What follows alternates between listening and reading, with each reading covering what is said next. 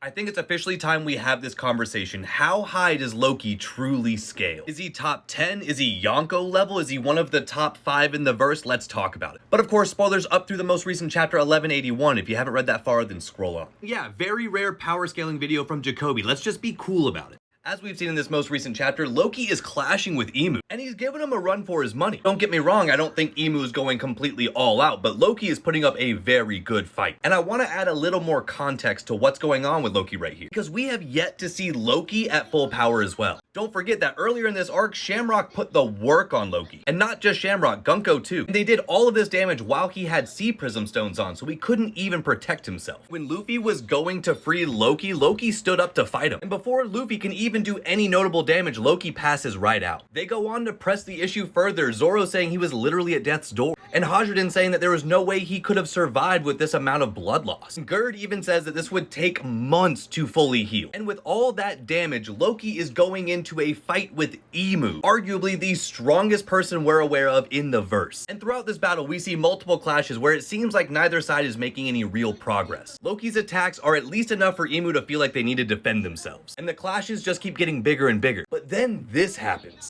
Loki takes this blade to the shoulder, and while it absolutely does injure him, it doesn't stop him at all. He loads up another swing immediately, even managing to yeet Emu across the battlefield. It does seem like Emu is able to absorb this attack, and I'm not saying that Loki is actively beating Emu, but whenever you're able to make the biggest bad in the series smile like that with your attacks, that's something to worry about. But it's also a massive accolade, because Loki is in fact pushing Emu. So with all of these feats that we've seen so far, where does Loki scale? Of course, we always have the constant Shanks upscale conversation every time we see something that Loki does, because it has been said that Shanks was the one who was able to lock Loki up on that tree. But if we're being completely honest, I'm not totally convinced Shanks had to overpower Loki for that one. But if Loki and Shanks are relative, then that also includes Mihawk in the conversation. And then of course there's players like Aokiji and Akainu. Obviously the two of them being strong enough to terraform an entire island, and Akainu has been stated to have some of the highest destructive power in the entirety of One Piece. There's Fit Garland, which is the one Gorosei I think is a legitimate threat. Oda has stated that there is something terrifying about this man, but we just haven't seen it yet. We always have the creeping presence of Blackbeard himself, slowly getting stronger and stronger. I don't think that he's in the highest of tiers just yet. I think at this point in the story, Loki has to be considered one of the top tiers. Personally, with the display that we've seen, I think Loki's actually a little bit too strong for the point of the story that we're at. And not just because of strength alone, but his sheer size. If Loki made it to Marijois, he could destroy that place in a heartbeat. So I officially think Loki is a top tier in this verse. And I also think that makes him one of the most likely person to catch the big L here on Elbaf and not make it out. Because if he stays in the game, then it's kinda too easy for our Straw Hats at this point. But as always, let me know what you think in the comments.